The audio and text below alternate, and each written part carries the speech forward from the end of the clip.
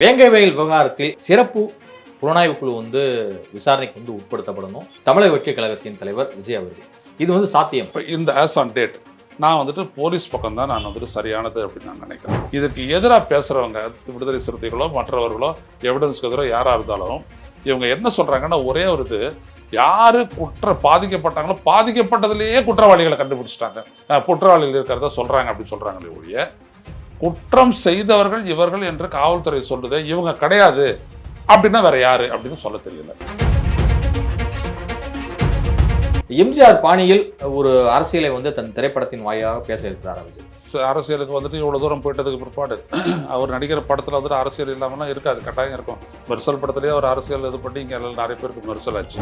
உதயநிதி இன்னும் நிறைய கத்துக்கணும், நிறைய படிக்கணும் அப்படின்னு சொல்லியிருக்காரு அமைச்சர் துரைமுருகன் அவர்கள். நான் நிறைய படிக்கணும் அப்படின்னாரு, எதை படிக்கணும் அப்படின்றதே அவர் சேர்த்து சொன்னாங்கன்னா நல்லா இருக்கும். ஏன்னா உதயநிதி அப்படிதானே கேட்பாரு.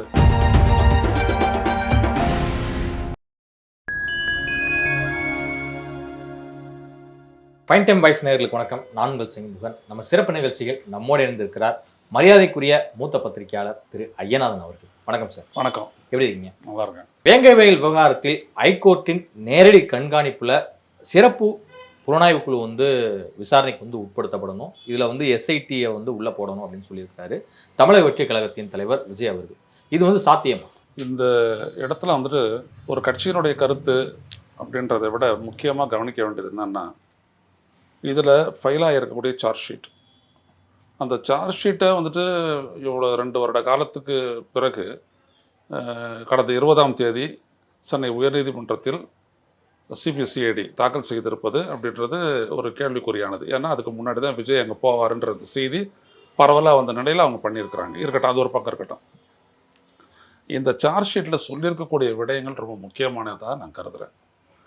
அதில் யார் யார் இதில் ஈடுபட்டிருந்தாங்க அப்படின்னு சொல்லுதோ, தாழ்த்தப்பட்டோர் வாழக்கூடிய அந்த பகுதியில் இருந்து அந்த மேல்நிலை நீர்த்தொட்டியில் அந்த கழிவுகளை கலந்ததே அந்த பகுதியை சேர்ந்தவர்கள் தான் அப்படின்னு சொல்லிட்டு அந்த 3 பேரை சார்ஜ் பண்ணியிருக்கிறாங்க.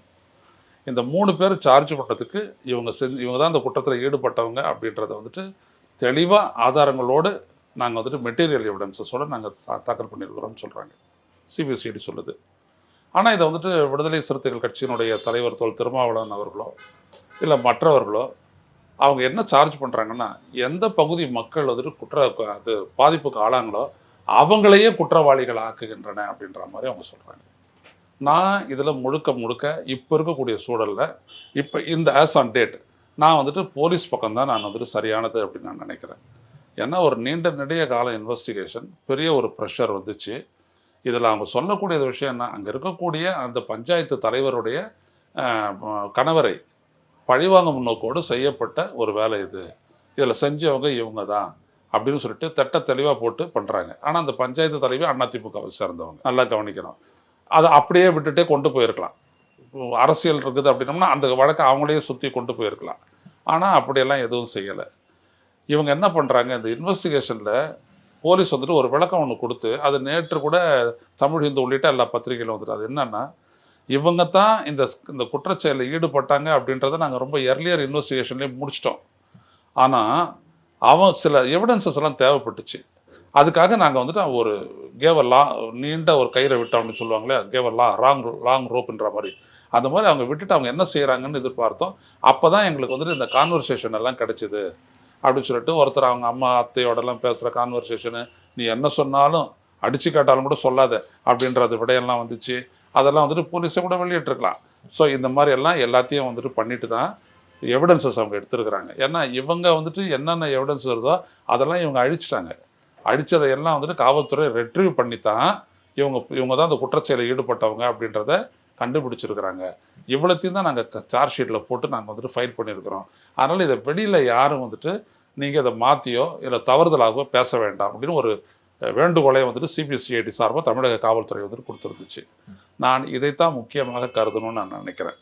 இப்போது சிபிஐக்கு மாற்றுறத நம்ம அந்த விஷச்சாராய வழக்கு, அந்த விஷச்சாராய வழக்கை சிபிசிஐடிக்கு கிட்ட இருந்ததை சிபிஐக்கு மாற்றணும்னு சொன்னது நீதிமன்றம் சொன்னதுக்கான காரணமும், நாம் அதை ஆதரிச்சதுக்கு பேசுனதுக்கு காரணம் என்ன அப்படின்னா, காவல் நிலையத்திலிருந்து 300 மீட்டருக்குள்ள அந்த குற்றச்செயல் நடந்துட்டு இருக்கு. எனவே காவல்துறையே அதில் வந்துட்டு ஒரு ஒரு பார்ட்டியாக இருக்குது அந்த குற்றச்செயல் அப்படின்னு வரும்போது கான்ஃப்ளிக்ட் ஆஃப் இன்ட்ரெஸ்ட் அவங்க விசாரிக்கிறதுல உண்மை வராது. எனவே சிபிஐ கிட்ட போகணும்னு சொல்கிறோம். இந்த இடத்துல அப்படி எதுவும் இல்லையே. இந்த இடத்துல இதே தான் வந்துட்டு இப்போ திருமாவளவன் மற்றவர்கள்லாம் இதே மாதிரி தான் வந்துட்டு ஆம்ஸ்டாங் கொலைன்னு சொன்னாங்க.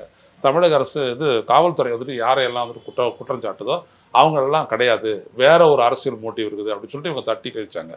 ஆனால் அதில் சம்மந்தப்பட்டவங்க கிட்டத்தட்ட 18 பேரை வந்துட்டு காவல்துறை அரெஸ்ட் பண்ணி எல்லாரையும் கொண்டாந்துட்டு இன்றைக்கி சார்ஜ் ஷீட் பண்ணி இன்றைக்கி சைலண்ட் ஆகிட்டாங்க. இன்றைக்கி வழக்கில் அது இருக்குது. இப்போ இதே மாதிரி இந்த இடத்துல நீங்கள் பார்த்தீங்கன்னா சிபிசிஐடி தரவாக இன்வெஸ்டிகேட் பண்ணியிருக்கிறதா தான் தெரியுது. ஏன்னா எல்லாத்தையும் கொண்டு வந்துட்டாங்க. இதுக்கு எதிராக பேசுகிறவங்க விடுதலை சிறுத்தைகளோ மற்றவர்களோ எவிடன்ஸ்க்கு எதிராக யாராக இருந்தாலும் இவங்க என்ன சொல்கிறாங்கன்னா ஒரே ஒரு யார் பாதிக்கப்பட்டாங்களோ பாதிக்கப்பட்டதுலேயே குற்றவாளிகளை கண்டுபிடிச்சிட்டாங்க, குற்றவாளிகள் இருக்கிறத சொல்கிறாங்க அப்படின்னு சொல்கிறாங்களே ஒழிய குற்றம் செய்தவர்கள் இவர்கள் என்று காவல்துறை சொல்லுது இவங்க கிடையாது அப்படின்னா வேற யாரு அப்படின்னு சொல்ல தெரியல. ஆனால் இதுக்கு நோக்கம் கற்பிக்கிறாங்க. இது எப்படி ஏற்றுக்கிறது? அப்போ இது நீதிமன்றத்துக்கு போயிருக்கு. நீதிமன்றத்தில் வந்துட்டு இந்த சார்ஜ் ஷீட்டை ஏற்றுக்க முடியாதுன்னு சொல்லிட்டு எதுக்காக ஏற்றுக்க முடியாதுன்றதை நீங்கள் விளக்கம் கொடுங்க அப்படின்னு சொல்லிட்டு அந்த மனுவை போட்டவர்கிட்டே நீதிமன்றம் சொல்லியிருக்கு. 2 நீதிபதிகள் கொண்ட பெஞ்ச் உயர்நீதிமன்றம். அது வந்துட்டு அவர் 10ஆம் தேதி வரைக்கும் மார்ச் 10 வரைக்கும் டைம் கொடுத்துருக்குறாங்க. அதுக்குள்ளே அவங்க ஃபைல் பண்ணிட்டு அதுக்கப்புறம் பார்த்துக்கலான்ட்டு. இப்போ லெட் த கோர்ட் டிசைட். இப்போ நீதிமன்றம் முடிவெடுக்கட்டும். அப்படி நீதிமன்றம் முடிவெடுத்துறதுக்கு பிறகு நீங்கள் பேசுங்க. நீதிமன்றம் சொல்லுது இல்லை இந்த இன்வெஸ்டிகேஷன் நல்லா தான் நடந்திருக்குது அப்படின்றது ஃப்ரம் த சார்ஜ் ஷீட். அதுக்கப்புறம் அவங்களுடைய கொஸ்டினிங் அரசு தரப்பை வந்துட்டு அவங்க கேள்வி கேட்டு அவங்க பெறக்கூடிய பதிலை வச்சு அவங்க கன்க்ளூட் பண்ணுவாங்க. அப்போ வரட்டும். ஆனால் அதுக்கு முன்னாடியே சார்ஜ் ஷீட் பண்ண உடனேயே இப்படி சொல்கிறது எவ்வாறு சரியாகும்? This is my question. எனவே இது விஜயா இருக்கட்டும் இல்லை யாராக இருக்கட்டும் அவங்க கொடுத்த அறிக்கை வந்துட்டு இந்த அடிப்படை உண்மைகளை எல்லாம் தொடலை, இந்த அடிப்படை கூறுகளை எல்லாம் தொடலை அப்படின்னு தான் நான் நினைக்கிறேன். இப்போ அதிமுக விசிகா போன்ற கட்சிகள் வந்து சிபிசிஐடி விசாரணை வந்து சரியில்லை அப்படிங்கிறது சொல்லியிருக்காங்க. உண்மையான என்ன அடிப்படையில் அப்படிங்கிற மாதிரி சொல்றாங்க. இவங்க உண்மையான குற்றவாளிகள் அல்ல. யார் இவங்க உண்மையான குற்றவாளிகள்? என்ன அடிப்படை? இதான் நான் கேட்குறேன். இப்போ போலீஸ் சொல்லுது இல்லை புகார் கொடுத்தவரின் மேலே வந்து அவர் தான் குற்றவாளின்னு சொல்லிட்டு காவல்துறை செய்வது அப்போ இது அப்பட்டமான ஒரு மிரட்டல் தோணி தான் அப்படிங்கிற நான் ஒன்று சொல்கிறேன் அப்படின்னு சொல்கிறாங்க இல்லையா? இந்த ஒரு ஸ்கேலை வச்சுக்கிறோம். புகார் கொடுத்தவர் மேலேயே குற்றம் சாட்டா அப்படின்னு எவ்வளோ வழக்கில் வந்துட்டு புருஷனை கொன்ற பொண்டாட்டி வந்துட்டு போலீஸ் ஸ்டேஷன் வந்துட்டு சொல்கிறா என் கணவர் வந்துட்டு இது மாதிரி ஆகிட்டார். இல்லை பொண்டாட்டியை கொண்டுட்டு கணவன் வந்துட்டு சொல்கிறாங்க கோர்ட்டில் என் கணவன் யாரோ வெட்டிட்டு போயிட்டாங்க அப்படின்ட்டு. போலீஸ் வந்துட்டு அப்படியே ஏற்றுக்குதான் இவன் தான் போட்டுட்டு கொலைப்பட்டு நாடகம் பாடுறான்னு சொல்லிச்சுல்ல. அப்போல்லாம் இவங்க சொன்னாங்களே அந்த மாதிரி யார்கிட்ட வந்து கேஸு கொடுத்தாங்களோ கேஸு கொடுத்தவங்க மாதிரி குற்றச்சாட்டக்கூடாதுன்றது. குற்றச்செயலில் ஈடுபட்டவங்க யாருன்றது அவங்க இன்வெஸ்டிகேட் பண்ணுறாங்க. அதில் அவங்க குற்றவாளியை நெருங்கிட்டாங்க, பிடிச்சிட்டாங்க, சார்ஜ் ஷீட்டை ஃபைல் பண்ணிட்டாங்க, கான்வர்சேஷனை பிடிச்சிட்டாங்க, எல்லாத்தையுமே பார்த்து அவங்க பிடிச்சிட்டாங்க. அப்படி இருக்கும்போது நீங்கள் சொல்லக்கூடியதில் அர்த்தமே இல்லையே. குற்றத்தை செஞ்சுட்டு அவங்களே முதல் அதை ஃபஸ்ட்டு போயிட்டு கம்ப்ளைண்ட் முன்னாடிலாம் சொல்லுவாங்க முதல்ல போயிட்டு நீ கொடுத்துரு கம்ப்ளைண்ட் அப்படின்வாங்க, நீ பிராத கொடுத்துரு. இதெல்லாம் இந்த மாதிரி பழமைவாதம். அதெல்லாம் நான் என்ன சொல்ல வரேன்னா சிபிசிஐடி ஒரு விங்கு இதை பண்ணியிருக்கு. இதில் எந்த கான்ஃப்ளிக்ட் ஆஃப் இன்ட்ரெஸ்ட்டும் கிடையாது. இதில் வந்துட்டு அவங்க பண்ணியிருக்கிறாங்க. இது அவங்களுக்கு சொல்லியிருக்காங்க. இவ்வளோ எவிடன்ஸ் இருக்குது. கோர்ட்டுக்கு போயிடுச்சு. கோர்ட்டில் அவங்க சார்ஜ் ஷீட்டை ஃபைல் பண்ணாங்க. இது வரைக்குமா சார்ஜ் ஷீட்டை ஃபைல் பண்ணாத நிலை வந்து சார்ஜ் ஷீட்டை ஃபைல் பண்ணிட்டாங்க. ஃபைல் பண்ணுறது இவ்வளோ லேட்டானதுக்கு காரணத்தை அவங்க சொல்கிறாங்க. நாங்கள் அவங்கள பார்த்தோம், அவங்க கன்க்ளூட் பண்ணிட்டோம், ஆனால் அவங்களுடைய நடவடிக்கைகள் எல்லாம் பார்த்து எவிடன்சஸ் எல்லாம் எடுத்தோம், அதனால தான் இவ்வளோ தாமதமாச்சு அப்படின்னு அவங்க சொல்கிறாங்க. இப்போ இதை வந்துட்டு கோர்ட்டு இப்போ நம்மளாட்டம் கோர்ட்டு ஒன்று காது கேட்டுக்கிட்டு சும்மா இருக்க போகிறது இல்லையா? அது சொல்லும்ல. அப்போ let us wait for the high court. அதான் சரி. மற்றபடி இவங்க சொல்லக்கூடியதுக்கெல்லாம் எந்த விதமான அர்த்தம் இருப்பதாக நான் நினைக்கல. சிபிஐ விசாரணை வந்து தாமதப்படுத்தும். அது மட்டும் இல்லாமல் அந்த வேங்கவேல் மக்களுக்கு வந்து நீதி அவ்வளோ சீக்கிரம் வந்து கிடைக்காது அப்படிங்கிறது குறிப்பிட்டிருக்காரு விஜய் தன்னுடைய அறிக்கையில். ஆமாம். ஸோ இதெல்லாமே பார்க்கும்போது அவருக்கு சிபிஐ மீது ஒரு நம்பகத்தன்மையற்ற ஒரு போக்கை காட்டுகிறது. இல்லை, இப்போ இந்த நாட்டுடைய ப்ரீமியர் இன்வெஸ்டிகேட்டிங் ஏஜென்சி சிபிஐ தான். சிபிஐ வந்துட்டு போஃபோர்ஸ் பீரங்கி பேர் ஊழலில் என்ன சொதப்புறாங்கன்றது எல்லாருக்குமே தெரியும். ஜெராக்ஸ் எடுத்தாந்து ஒரு எவிடன்ஸஸாக காட்டினேன். ஒரே இன்டர்நேஷ்னல் இன்வெஸ்டிகேட்டிங் ஏஜென்சி வந்துட்டு சிபிஐ தான். ஒரு முக்கியமான ஒரு கடிதத்தினுடைய ஆர்ட்போனுடைய அந்த கடிதத்தில் ஒரிஜினல் எடுத்தாந்து கொடுக்கறதுக்கு பதிலாக கோர்ட்டில் டெல்லி ஹைகோர்ட்டில் இவங்க வந்துட்டு ஜெராக்ஸ் காப்பி எடுத்தாந்து தூக்கி அடித்து போட்டு அந்த கேஸை ஸ்குவாஷ் பண்ணிடுச்சு ஹைகோர்ட்டு. எல்லோரும் தப்பிச்சு போயிட்டாங்க. அப்படியேப்பட்டது தான் சிபிஐ. ஏதோ சிபிஐ கிட்ட கொடுத்துட்டா எல்லாம் ஆகிடும் அப்படின்றதுனால. ரெண்டாவது விஜய் சொல்கிறதுக்கு இன்னொரு காரணம் என்ன? பொள்ளாச்சி என்னாச்சு? பொள்ளாச்சி என்னாச்சு? கண்டுபிடிச்சாங்களா? ஏதாவது பண்ணாங்களா? எவ்வளோ நாள் ஆச்சு நடந்து? சிபிஐக்கு வேற பொறுப்புகள் அதிகம், நிறைய கேஸுங்கள்லாம் வேற இருக்குது. அவங்க ஒரு ஆர்டரில் தான் அது கொண்டு வருவாங்க. அதில் எவ்வளோ பேர் இதில் கொடுத்துருக்குறாங்க, எவ்வளோ பேர் அசைன் பண்ணியிருக்கிறாங்கன்றதுலாம் நமக்கு தெரியாது. ஸோ இப்படி தான் இருக்குது. அதனால் விஜய் என்ன சொன்னார், ஒரு சிறப்பு விசாரணை கொடு அப்படின்றாரு. ஏன்னா ஒரு முடிவுக்கு வரணும் இல்லை அந்த விஷயம், இந்த மாதிரி ஒன்று நடக்கக்கூடாது அப்படின்றது தான் வந்துட்டு தாவேக்கானுடைய கோரிக்கை. இப்படி நம்ம இன்னொரு தடவை இந்த மாதிரி நடந்துடக்கூடாது அப்படின்ற மாதிரி தான். ஏன்னா இது ரொம்ப மோசமான கிரைம் இது.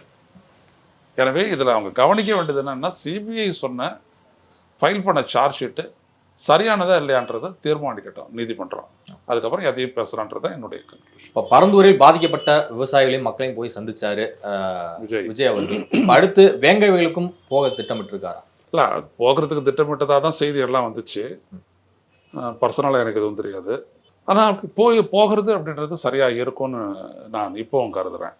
ஏன்னா முதல்ல மக்களுக்கிடையே ஒரு இணக்கப்பாடு வரணும். ஒன்று, மக்களுக்கிடையே ஒரு பெரிய புரிதல் வரணும். என்ன அப்படின்னம்னா, ஜாதியும் மதம்னு பிரிஞ்சு கிடக்கிறதுனால தானே இது இப்படி எல்லாம் நடுவில் பூந்து இந்த மாதிரிலாம் செய்ய வேண்டிய ஒரு நிலை ஏற்படுது.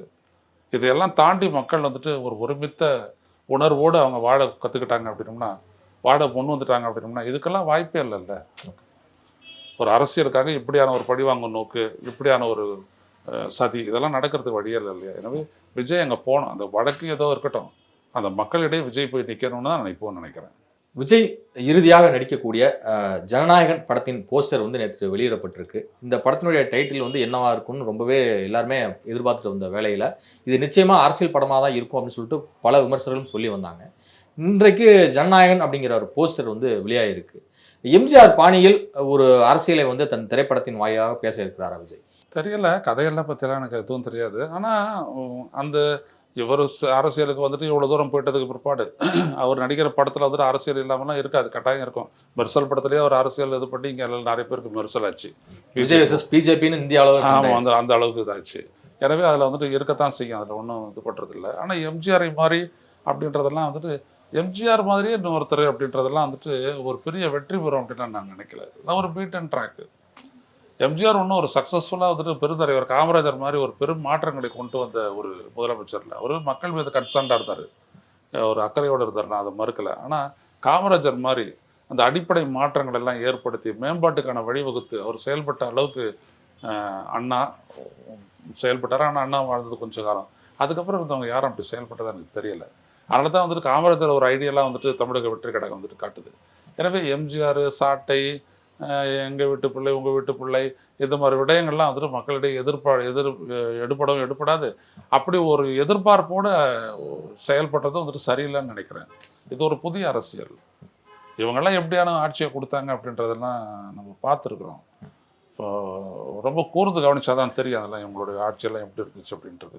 எனவே மக்களுக்கு ஒரு அக்கறையோடைய ஆட்சி தான் நம்மளுக்கு வேணும் அப்படின்னு சொல்லக்கூடிய திரு விஜய் அவர்கள் அதற்கான ஒரு அடிப்படையில் தான் வந்துட்டு போகணுமே ஒழிய பழைய அந்த பீட் அண்ட் ட்ராக், அந்த ஏற்கனவே போன பாதையில் போகிறதுல எந்த பலனும் இருக்காது.